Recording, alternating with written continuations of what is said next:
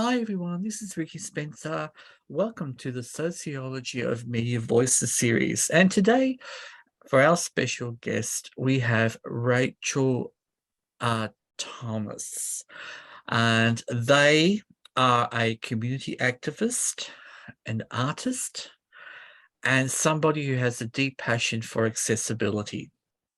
So without further ado, I'll put it over to our guest today, Rachel. Hi, Rachel. Hi, Ricky. It's so lovely to be here. Thank you so much for having me. So tell us a little bit about your journey in terms of accessing services.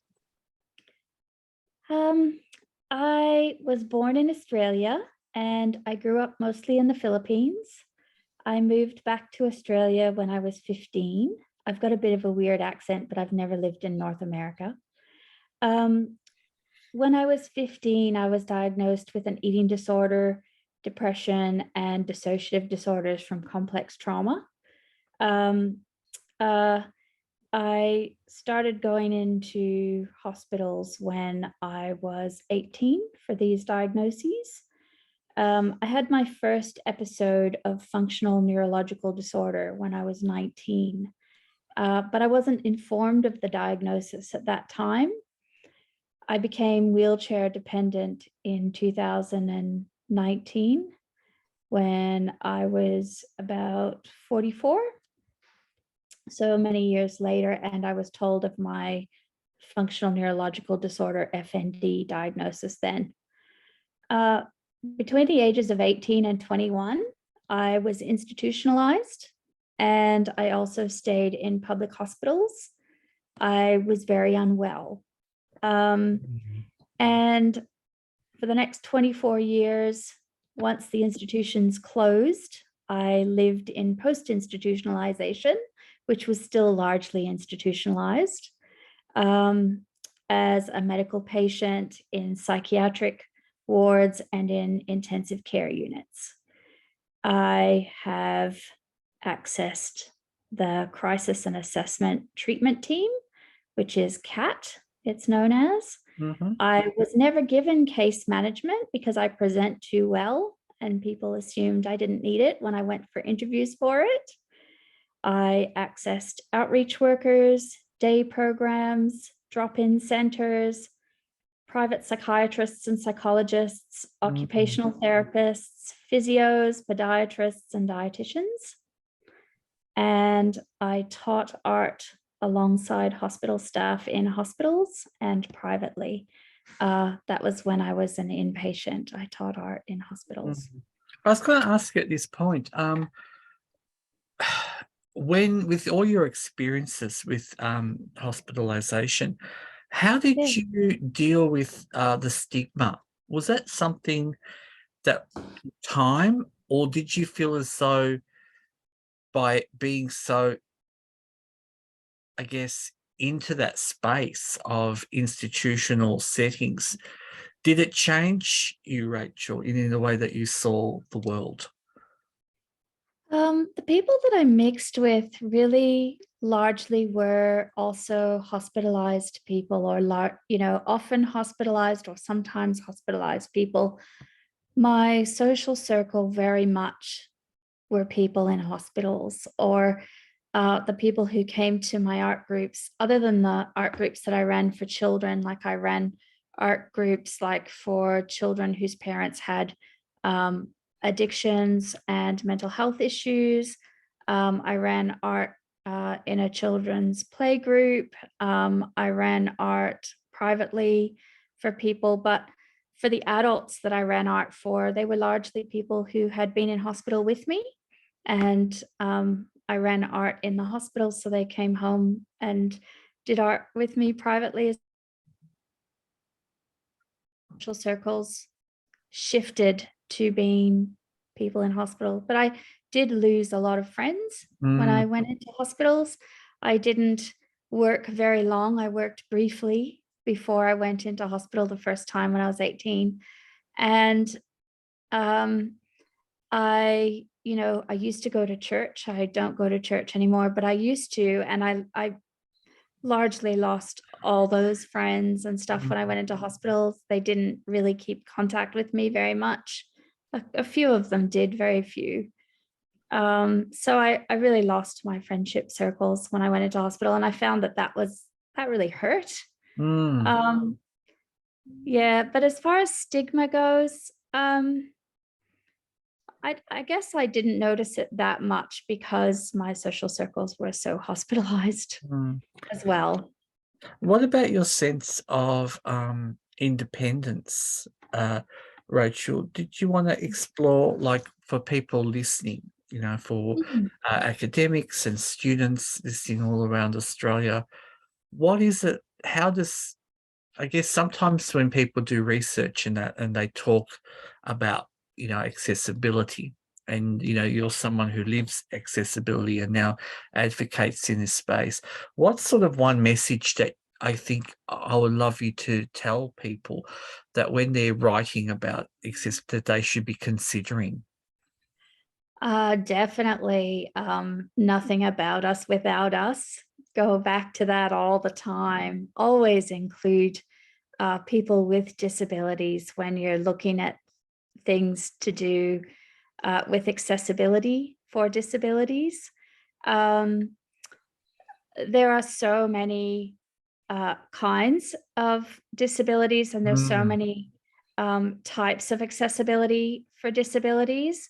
There's wheelchair use, visual impairment, there's deaf and hearing impaired people, there's physical, psychosocial, neurological, immunocompromised people, there's neurodiverse people, which sort of includes ADHD, people on the autism spectrum, trauma-based conditions like mm, dissociative identity disorder. Um, People with disabilities all need a very trauma-informed approach all the time. Everybody with disabilities experiences trauma, I would say, on multiple levels.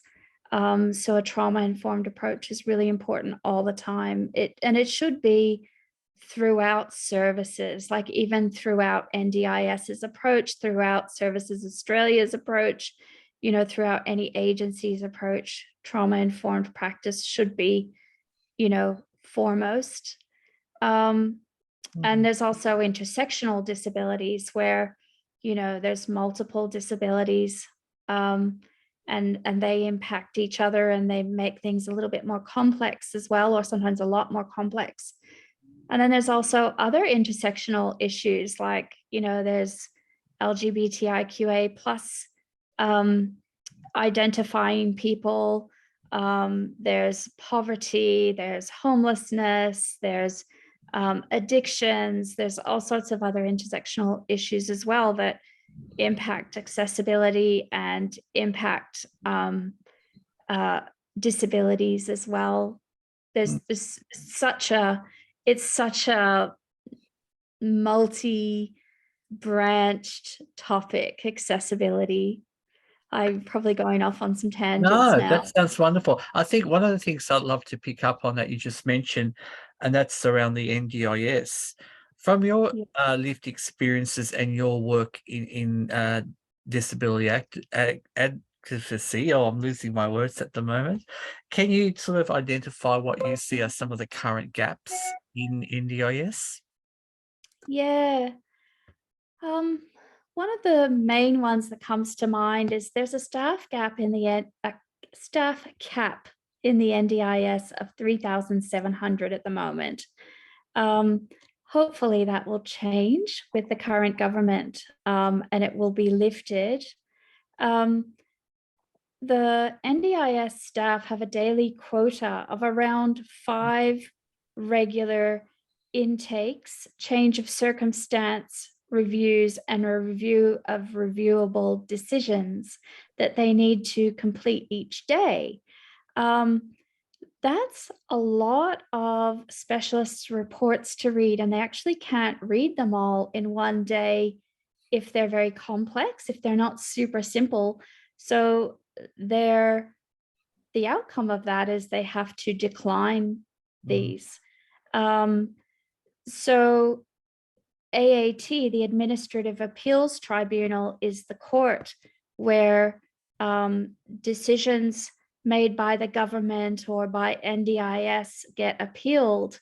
And AAT cases are growing exponentially because of the NDIS having to decline so many intakes, change of circumstances, and reviews of reviewable decisions because they don't have time to read the specialist reports. So this is really impactful on lives of people with disabilities. It is a massive problem. So this is something that's huge. For me, I'm at the AAT at the moment. It took over a year for me to first put in my request for a change of circumstance and then actually be given a date at the AAT and have my AAT first hearing come up, and that took over a year.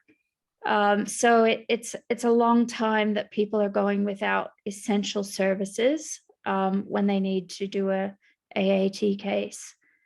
There's so many more gaps in NDIS. NDIS is lacking a lot of choice and control. They tout that they have choice and control, and that's what NDIS is about. It's what it was originally about. It's really missing a lot of that. The funding's controlled by bureaucrats who don't understand disabilities that well or at all, particularly more complex disabilities or intersectional disabilities. There's a huge lack of trust in NDIS. There's so many layers of decision making. You often don't talk with the people making decisions about your funding. You often don't see the reports going to the people who make decisions about your funding. The reports are written by people that you speak to, and then you never even see those reports anyway. I think that, trust really needs to be built up with the NDIS. There's not enough support for complex or intersectional disabilities. Definitely a trauma-informed approach needs to be brought in and utilized. I think some people within NDIS are better at a trauma-informed approach than others, but all of them need to be taught it and need to be using it. Specialized services and help accessing them are too thin on the ground. For example, I'm funded for a specialist support coordination, which is support coordination for people with particularly complex issues when they're at high levels of risk. And I can't find a suitable specialist support coordinator or coordinator at all. So I have none.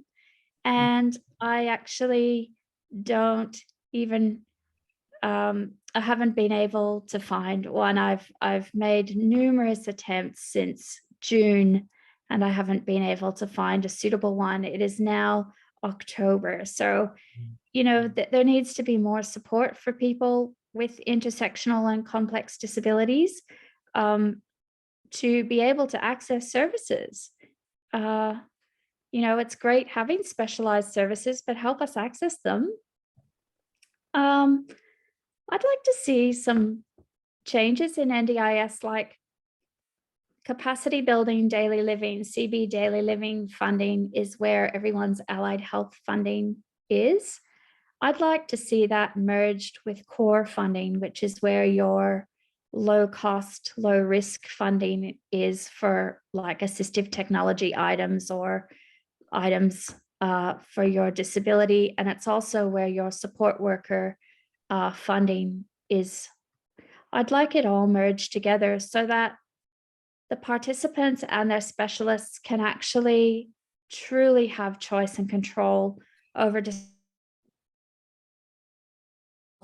you need and accessing that. I think that participants and specialists know which allied health is needed for an individual's disabilities more than the bureaucrats currently making the decisions. And I'd like that choice and control to come back into the participants' hands.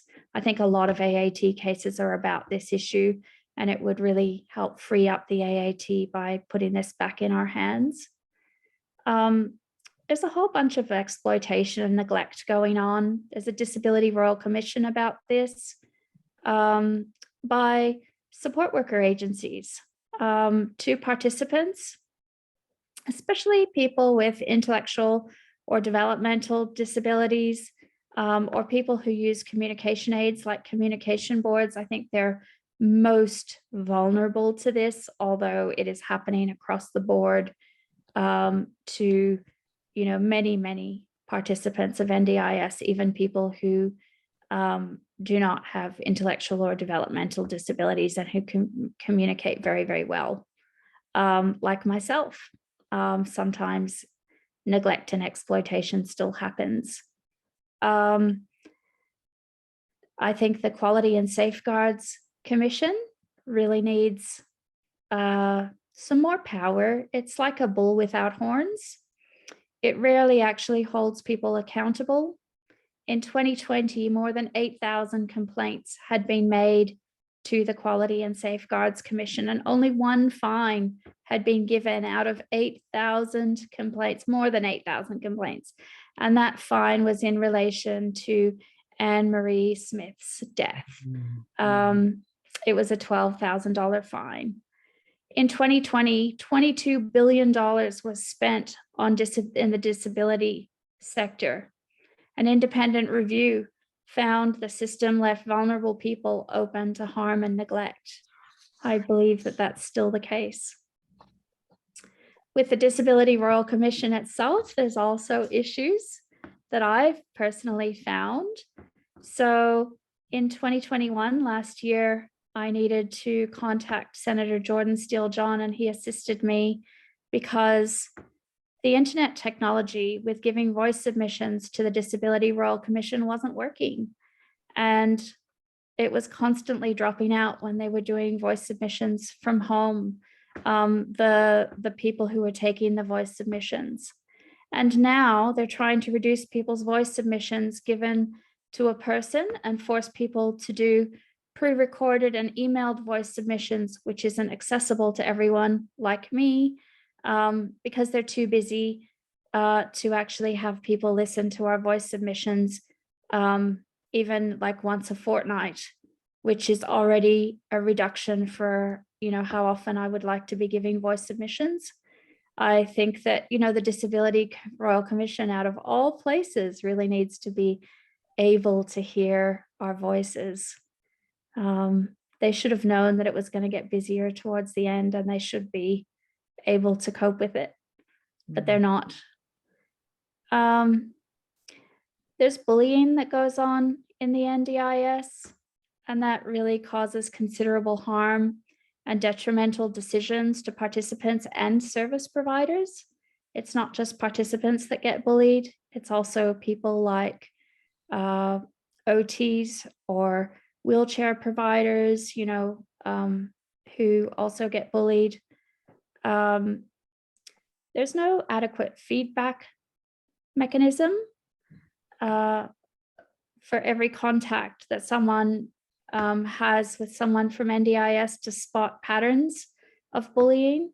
I think that if there was a feedback mechanism for every single contact you had with a person, and that a feedback report card type thing was kept on each individual, then patterns would be able to be spotted, and people who are bullying or doing illegal things in their role would be able to be spotted and removed to protect participants with disabilities.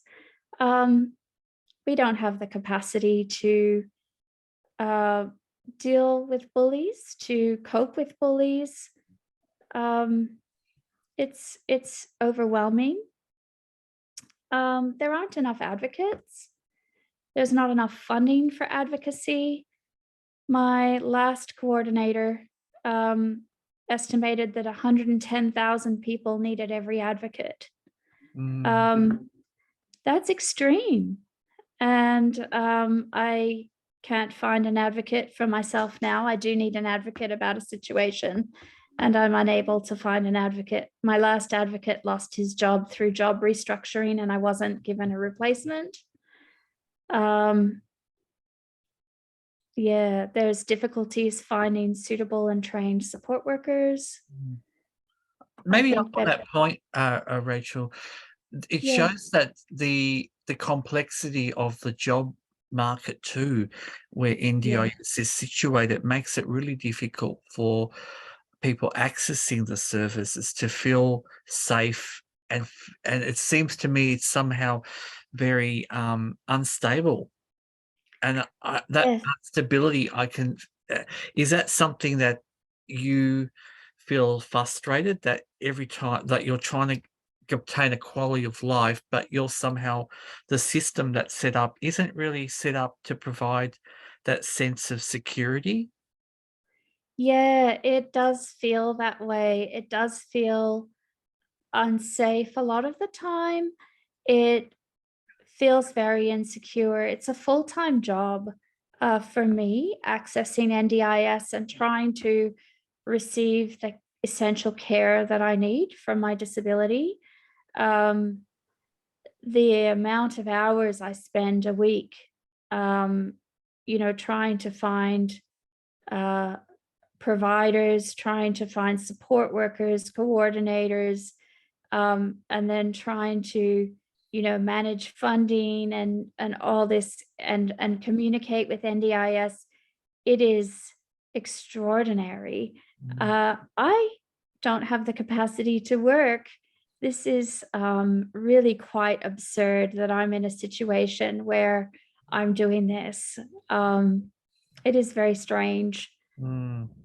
At this point, everyone, you can see that Rachel has a really interesting lived experience that it can really unpack in the NDIS. So we're going to do another podcast on this for part 2, where Rachel will explore accessible housing, talk about their advocacy in spaces and how they view co-design, and how co-design helps people with diverse strengths and accessible needs to feel part of decision-making process.